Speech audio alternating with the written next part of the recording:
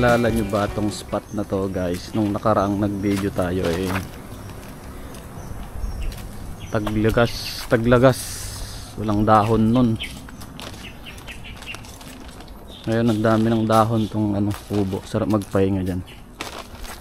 Ganyan yung mga Taiwanese na nagpapahinga dito. Nagja-jogging ganyan. Daming park ang Taiwan guys na pwedeng pagjaggingan, pagpahingahan, ganyan.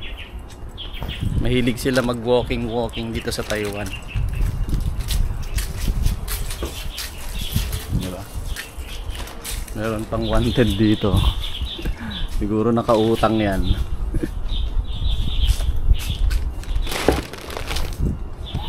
Sarap magpahinga ngayon dito. Parang campsite na guys. Pwede kang mag ng tent mo dyan. Tapos pwede kang magsabit ng duyan dito. Kaso guys, bawal ang dito, bawal ang ihaw-ihaw, bawal magsunog. Pag nakita ka ng pulis or nahuli ka ng pulis dito na nagsusunog, malaking multa guys. Parang arson dyan sa Pinas yung niya, yung katumbas nila dito pag nagsunog ka. Kasi prone ang Taiwan sa sunog guys. Ibig ko sabihin prone is parang mabilis kumalat ang sunog dito. Ayan, ang ganda. Kung sa Pinas to, malamang tambayan na to ng guys. Tambayan na to ng mga kabataan, 'di ba? Naman napakaganda. Dapat may upuan pala tayong dala kapag galing sa trabaho. Kaka-out ko lang pala guys. Bali galing tayo sa pang-umaga na duty. So ngayong araw may gusto akong i-share sa inyo guys ngayong buwan ng September dito sa Taiwan. So yung gusto kong i-share, ay my goodness, nalaglag. Ano ba yan? Cellphone ko guys nalaglag. Yeah.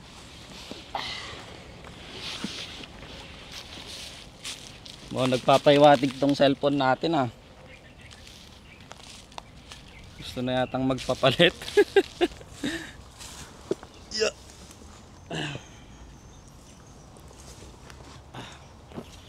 So yung gusto kong i-share ngayon guys is ngayong buwan ng September. Pang na tayo? Pang 1 year and January, February, March, April, May. 1 year and 4 months na tayo dito sa Taiwan.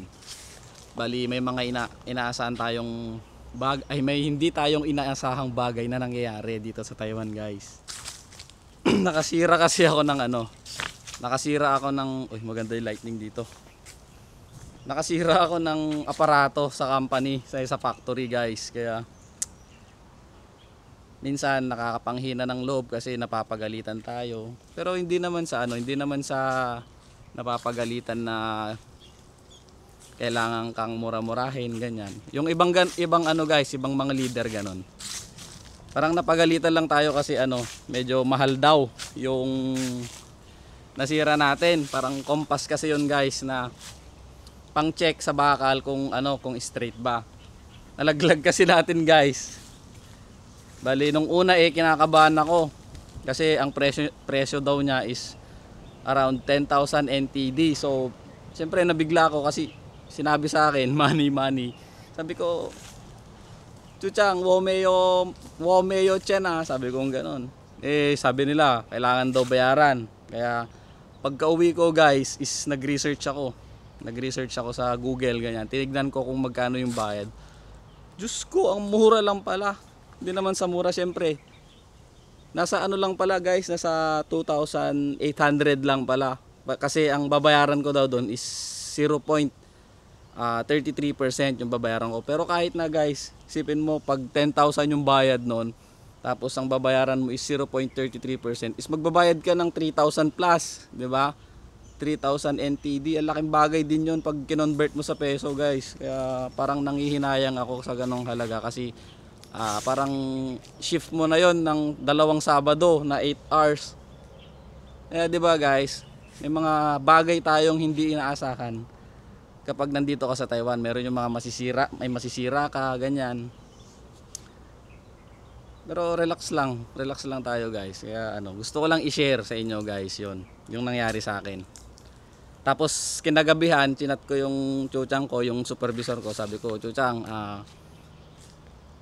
pwede ba na ano, na bayaran ko siya kahit 2 gigs," sabi ko sa kanya. Nag-reply naman siya, sinabi niya sa akin na gagawan ko ng paraan. Tignan ko kung magagawan ko ng paraan, sabi niya. Pero kanina guys, kinausap niya ako kasi around ano lang daw yung bayad nung nasira ko, around 2,000 plus. Kaya wala daw babayaran. Kapag nasa around 6,000 plus daw ang nasira ko, is doon ako magbabayad. Kaya swerte pa rin tayo guys kahit papaano, 'di ba? Minsan ano lang talaga, yung alam mo, yung pinaghirapan nating pera guys is, 'di ba, dugot pawis 'yun eh.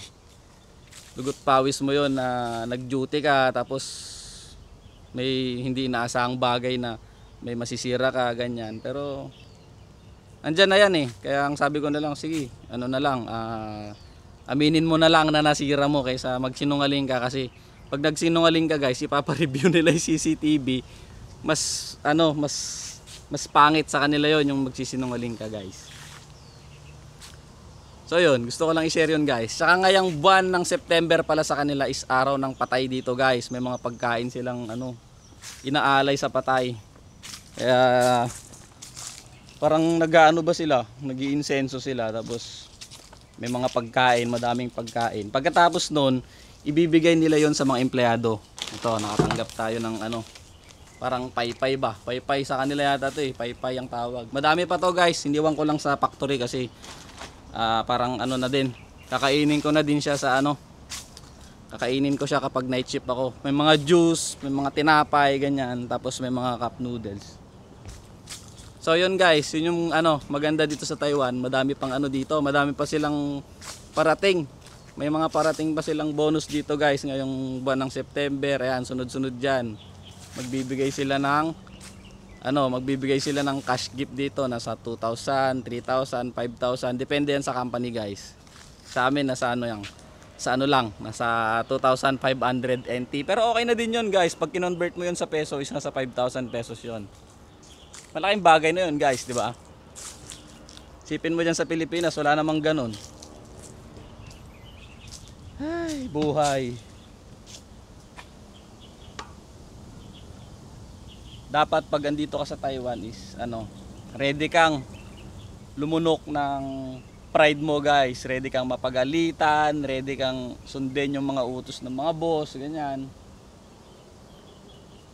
Kasi kapag kapag nakita nilang sinusuway mo sila, mas lalo ka nilang pinapahirapan. Siyempre kapag nag-away kayo, pag nagsumbatan kayo, hindi rin lang kayo magkakaintindihan eh. Kaya mas maganda, sige, okay. Paise, sorry ka muna lang. O di tapos. Tapos ang usapan pag ganun guys. Huwag mo nang pairalin yung Filipino pride na sinasabi natin dyan na kailangan mo pang pagtanggol yung sarili mo, ganyan. Kahit alam naman natin na sa tama tayo. Pero dito tayo sa ibang bansa guys eh. Wala tayong mapapala kapag nakipagtalo tayo sa ibang lahi. Kasi hindi rin lang tayo magkakaintindihan. Hindi kayo magkakaintindihan kasi at mas lalo ka nilang pagtritripan kapag nangyari yon. So mas maganda mag-sorry ka na lang, sabihin mo na lang na mali mo, kahit alam naman namang dalawa na kung sino ang mali. Pero syempre, dayuhan tayo kaya wala tayong magagawa guys. Ganun talaga. So, yun guys. Sana may natutunan kayo sa video na to. Parang lang to guys. Fast video. Gusto ko lang mag-share sa araw na to, September 2nd week, Friday. So, kita-kits ulit tayo next vlog. Bali, uwi muna tayo at magpapahinga. Bali, Sabado naman bukas, laba day. Ganda ng nila dito guys. Bridge, di ba? Parang parang yung bridge sa sa US. Oh. Sana all. Pagtanda ganun pa din, Ben. So, kita-kits tayo next vlog guys. ipapakita ko sa inyo yung daily routine natin. Pagpasok, pag-uwi, ganyan. Tapos meron tayong pupuntahan. Mag-i-inquire tayo ng mas malaking motor kasi malapit na ang ano guys, malapit na ang winter. Masarap magmotor pag winter dito. Madaming bakasyon. Tapos i-share ko sa inyo yung mga sideline ng mga ibang Pinoy dito guys. Takits vlog. Okay, Takits vlog. Kita-kits tayo next vlog guys. Bye. Woohoo. Doon yung motor natin. Kailangan na siyang ipamana sa iba. Minsan nasasayangan ako kasi isang taon din yung pinagsamahan namin ng motor na yan.